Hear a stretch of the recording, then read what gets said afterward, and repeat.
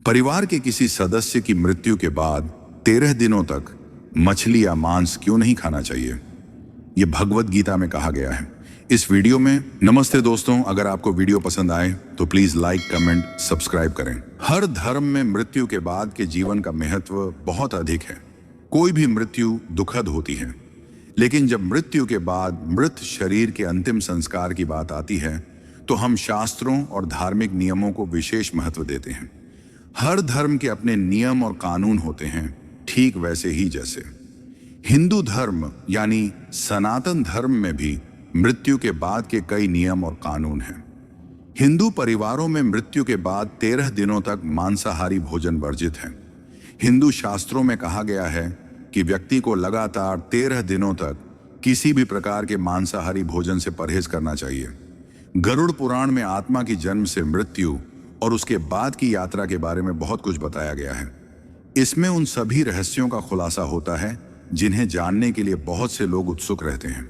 इतना ही नहीं, गरुड़ पुराण मृत्यु से संबंधित अनुष्ठानों के बारे में भी बहुत कुछ बताता है। इसमें कुछ नियम बताए गए हैं जिनका पालन करने से मृतक की आत्मा को शांति मिलेगी, यानी उसकी स्वर्ग की यात्रा होगी। साथ ही पूर्वजों का आशीर्वाद व्यक्ति के परिवार को अपार प्रगति, सुख और समृद्धि प्रदान करता है। मृत्यु के बाद आत्मा अपने घर में ही रहती है।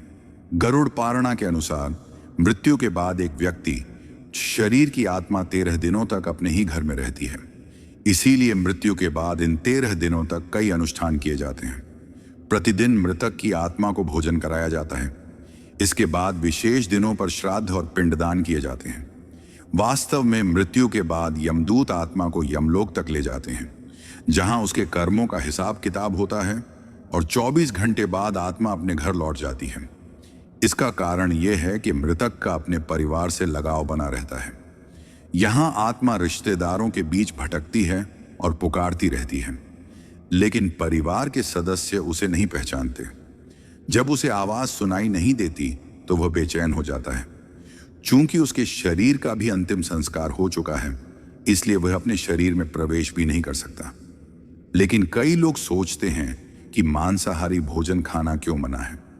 दरअसल इससे संबंधित सभी प्रावधान गौर पुराण में दर्ज हैं। शास्त्रों के अनुसार मृत्यु के बाद आत्मा 13 दिनों तक अपने परिवार के साथ रहती है और भटकती रहती है। इस दौरान वह अत्यंत दुखी अवस्था में होती है। वास्तव में वह चाहकर भी किसी से बात नहीं कर पाती। वह अपनी पसंदीदा चीजों का उपयोग भी नहीं कर पाती और यहां तक कि वह खाना भी नहीं खा सकता। उसके जीवन काल में इस अंतिम पीड़ा को समझना असंभव है। अगर उस व्यक्ति की मृत्यु के बाद भी यह परिवार यदि हृदय में शोक या दुख न हो तो दुख उसके हृदय में एकत्रित हो जाएगा। यदि मृतक को भुला दिया जाए और उसके परिवार के सभी लोग अच्छे और बुरे आनंद मनाएं, यदि आत्मा भोजन ग्रहण करती है तो उस आत्मा का दुख कई गुना बढ़ सकता है।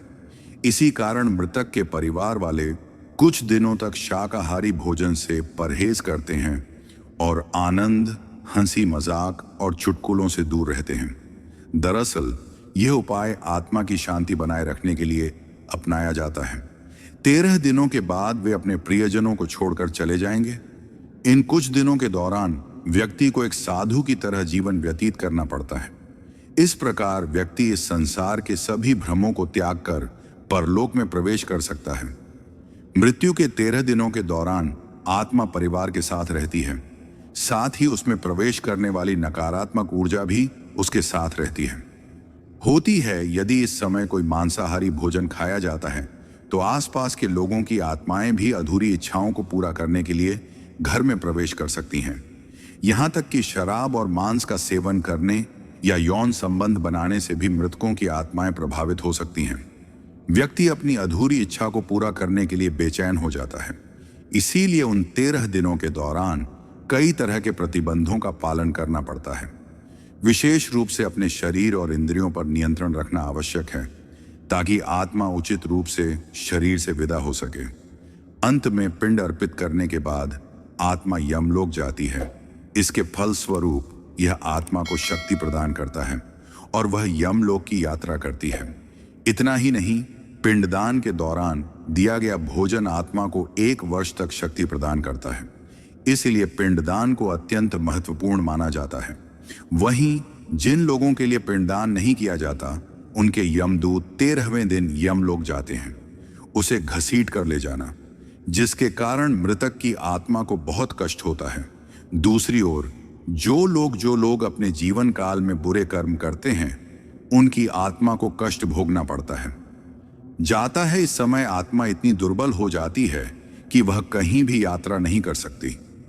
तब परिवार के सदस्य पिंडदान करते हैं। 13 दिनों के बाद आवश्यक अनुष्ठान किए जाते हैं। अगर आपको वीडियो पसंद आया तो श्री गीता चैनल को सब्सक्राइब करें और नीचे कमेंट करके हमें बताएं कि वीडियो कैसा रहा।